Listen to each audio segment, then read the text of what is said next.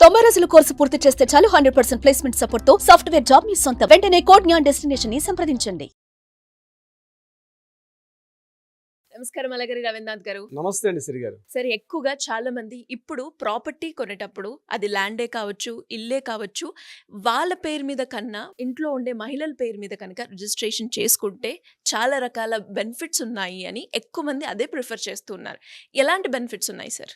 Property ఏదైనా సరే, ఇల్లా, స్థలమా, అపార్ట్మెంటా, లేకపోతే కమర్షియల్ కాంప్లెక్సా, అందులో ఏదైనా కమర్షియల్ స్పేసా, ఏదైనా సరే గుర్తుపెట్టుకోండి డియర్ ఫ్రెండ్స్, ప్రాపర్టీని కొనుక్కునేటప్పుడు మీ ఇంట్లో ఉన్నటువంటి మహిళలు, అంటే మీ భార్య కావచ్చు, అమ్మ కావచ్చు, చెల్లి కావచ్చు, అక్క కావచ్చు, వీళ్ళ పేరు మీదుగా రిజిస్ట్రేషన్ చేసుకోవడం వల్ల చాలా రకాల బెనిఫిట్స్ అయితే ఉన్నాయి.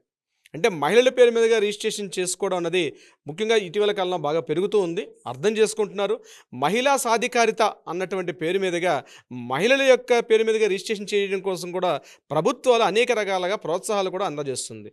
ఈ వీడియో ద్వారా మనం ప్రత్యేకంగా మహిళల పేరు మీదుగా రిజిస్ట్రేషన్ చేసుకోవడం వల్ల ప్రాపర్టీస్ని ఏ రకమైన బెనిఫిట్స్ ఉంటాయన్నది మనం కాస్త తెలుసుకునే ప్రయత్నం చేద్దాం. సిరిగారు, ముందుగా స్టాంప్ డ్యూటీ, అంటే ఒక ప్రాపర్టీని రిజిస్ట్రేషన్ చేసుకునేటప్పుడు స్థలానికి, అదేవిధంగా కమర్షియల్ స్పేస్ కావచ్చు, ఇతరత్ర ఏదైనా ఉండేటప్పటికి గవర్నమెంట్కి మనం స్టాంప్ డ్యూటీ చెల్లిస్తాం. స్టాంప్ డ్యూటీ అనేది ఫర్ ఎగ్జాంపుల్ ఒక స్థలాన్ని మనం ప్రాపర్టీ చేసుకున్నట్టయితే తెలంగాణ కానీ ఆంధ్ర ప్రాంతాల్లో దీనికి 7%, 6.5 to 7% మనం రిజిస్ట్రేషన్ ఛార్జెస్ అని మనం పే చేస్తాం. అదే మహిళల పేరు మీద రిజిస్ట్రేషన్ చేసుకుంటే 1% డిడక్షన్ ఉందనే విషయం మీకు తెలుసా?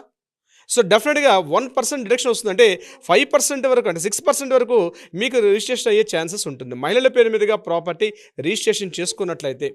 ఇట్లాంటి స్టాంప్ డ్యూటీ నాట్ ఓన్లీ ఒక ఏపీ, తెలంగాణ ఒకటి కాదు, ఇటీవల వెస్ట్ బెంగాల్, ఢిల్లీ, యూపీ, మహారాష్ట్ర, తమిళనాడు ఈ ప్రాంతాల్లో కూడా మహిళల యొక్క సాధికారిత అనేటువంటి పేరు మీదుగా ప్రోత్సాహాలు కూడా అందజేస్తుంది. కాబట్టి స్టాంప్ డ్యూటీ విషయంలో మీకు 1% చేంజ్ అవుతుంది. అంటే 1% అన్నది మీరు ప్రాపర్టీ వాల్యూ పెరిగే కొద్దీ ఆ యొక్క డిఫరెన్స్ అమౌంట్ ఎంతో మీరు లెక్కలు వేసుకుంటే మీకే తెలుస్తుంది. కనిపించడానికి ఇది 1% అన్నట్టు ఉంటుంది, కానీ టోటల్ ప్రాపర్టీ వాల్యూ పెరిగే కొద్దీ దాని డిఫరెన్స్ కూడా చాలా పెద్ద మొత్తంలో ఉండే అవకాశం కూడా ఉంటుంది. ఇది ప్రధానంగా స్టాంప్ అండ్ రిజిస్ట్రేషన్ ఛార్జెస్ విషయంలో. నెంబర్ 2 విషయానికి వచ్చినట్టయితే ప్రభుత్వం యొక్క ప్రోత్సాహకాలు ఏమైనా చేస్తుంది. ఉదాహరణకి పిఎంఈవై అని పథకం ఉంది, అంటే ప్రధానమంత్రి ఆవాస్ యోజన అనేటువంటి ఒక పథకం ఉంది. ఈ పిఎంఐవై స్కీమ్ కింద కానీ ప్రాపర్టీ తీసుకుంటే ఇది కేవలం మహిళలకే ఇస్తారు. గుర్తుపెట్టుకోండి, ఈ పిఎంఐవై స్కీమ్ అనేది కేవలం మహిళల పేరు మీదుగా ఒక ప్రాపర్టీ కొనుక్కోవడానికి, అంటే ముఖ్యంగా ఇండ్లు కొనుక్కోవడానికి, ఉండడానికి ఒక ఆవాస్ యోజన. ఇది ఇండ్ల కోసం ఇచ్చినటువంటి సెంట్రల్ గవర్నమెంట్ ప్రాజెక్టు. దీని కింద లబ్ధిదారులు ఎవరైతే ఉంటారో అప్లై చేసుకుంటే అప్ టు 2.5 lakhs వరకు కూడా, అంటే ప్రాపర్టీ వాల్యూలో 2,50,000 రూపాయల వరకు కూడా సబ్సిడీ, అంటే రాయితీ వచ్చే విధంగా కూడా పిఎంఐవై ఉంటుంది. అంటే ఇక్కడ ఆదాయ మార్గం ఒకవేళ హస్బెండ్ చూపించినప్పుడు కూడా మహిళల పేరు మీదుగా రిజిస్ట్రేషన్ చేసుకుంటే అక్కడ గవర్నమెంట్ ఇమీడియట్గా 2.5 లక్షల రూపాయల వరకు మ్యాక్సిమం మనకి సబ్సిడీ వచ్చే అవకాశం ఉంటుంది. ఇటీవల కాలంలో పిఎంఏవై కింద చాలా వరకు ఇల్లు కూడా తీసుకుంటున్నారు. ఇక్కడ ఎందుకు ప్రభుత్వం సబ్సిడీ ఇస్తుందంటే మహిళలు అనే వాళ్ళు ఖచ్చితంగా ఈఎంఐలు చెల్లించగలుగుతారు అన్నది ఒక ప్రభుత్వం యొక్క ఒక చాలా విషయాల్లో చాలా ప్రూవ్ అయింది. అంటే వేరే వాళ్ళ మగవాళ్ళు చేసేదానికన్నాను ఆ మహిళల యొక్క పేరు మీద చేసుకోవడం వల్ల ఖచ్చితంగా వాళ్ళకు ఒక డిసిప్లిన్ లైఫ్ స్టైల్ ఉంటుంది. ఎంత అమౌంట్ ఇస్తే ఎంత మెయింటైన్ చేసుకోగలుగుతారు. 1,00,000 రూపాయల ఆదాయం వస్తే ఇంటి ఎలా మెయింటైన్ చేసుకోవడం స్త్రీలకు తెలుసు.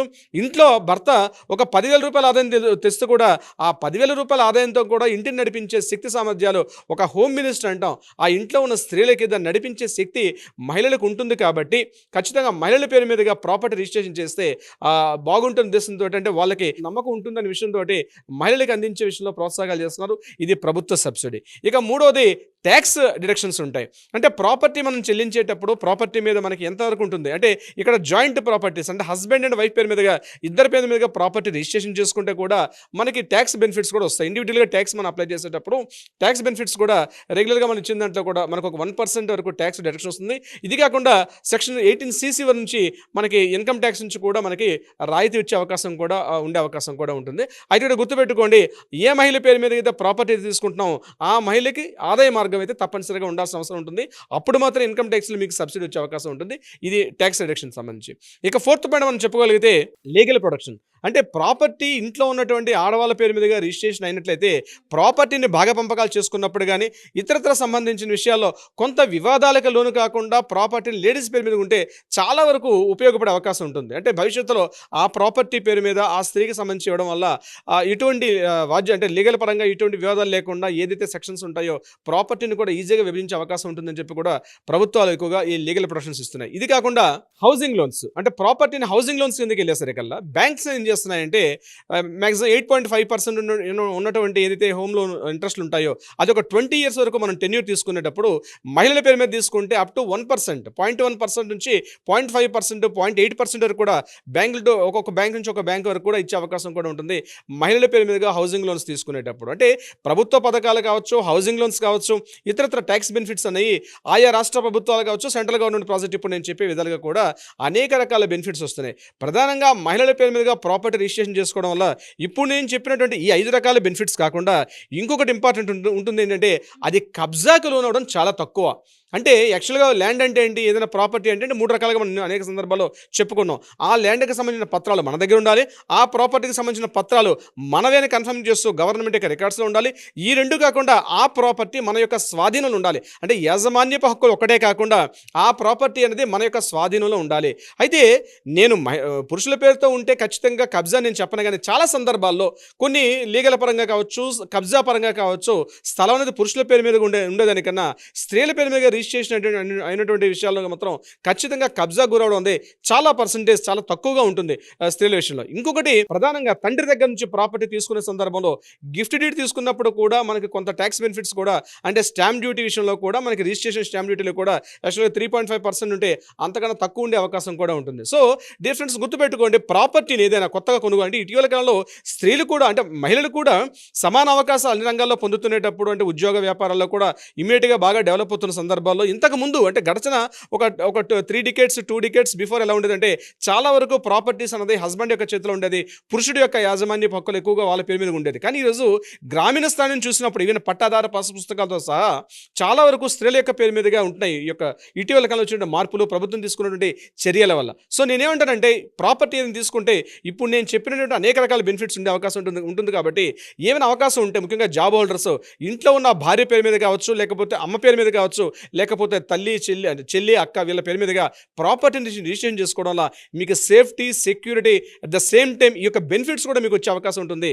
సిరి గారు, great sir, great information. And అలాగే ఎవరికైనా కూడా ప్రాపర్టీ పరంగా అడ్వైస్ కావాలి అన్న, లేదు వాళ్ళు ఫేస్ చేస్తున్న ఇష్యూస్కి ఒక లీగల్ అడ్వైస్ తీసుకోవాలి అనుకునే వాళ్ళు మిమ్మల్ని అప్రోచ్ అవ్వాలి అంటే ఎలా ఉంటుంది సార్? తప్పనిసరిగా సిరి గారు దీనికి సంబంధించి కింద స్క్రోల్ అవుతున్న నెంబర్ని కాంటాక్ట్ చేయగలిగితే మన లీగల్ టీం వాళ్ళకి అప్రోచ్ అవుతారు. వారికి కావాల్సినటువంటి సలహా సంప్రదింపులు కూడా ఇచ్చే ప్రయత్నం చేస్తారు. ఇదే కాకుండా ఏదైనా న్యాయ వివాదాలు ఆర్గ్యుమెంట్స్ కానీ ఇష్యూస్ కానీ ఉంటే కూడా దానికి సంబంధించి కూడా మన వాళ్ళు న్యాయ పరిష్కారం అయ్యే విధంగా ఆ పరిష్కారం చూపే విధంగా కూడా ప్రయత్నం చేస్తారండి. అండ్ అలాగే మీరు చెప్పినట్టుగానే ఇప్పటి నుంచైనా ఎవరైతే ఏ ప్రాపర్టీ తీసుకున్నా కూడా మహిళల పేరు మీద కనుక తీసుకుంటే ఇన్ని అడ్వాంటేజెస్ ఉన్నాయి కాబట్టి చాలా బాగుంటుంది. Thank you sir, thank you so much. Thank you so much Siri గారు. సుమన్ టీవీలో మీ పర్సనల్ అండ్ బిజినెస్ ప్రమోషన్స్ కోసం కింది నెంబర్కి కాంటాక్ట్ చేయండి.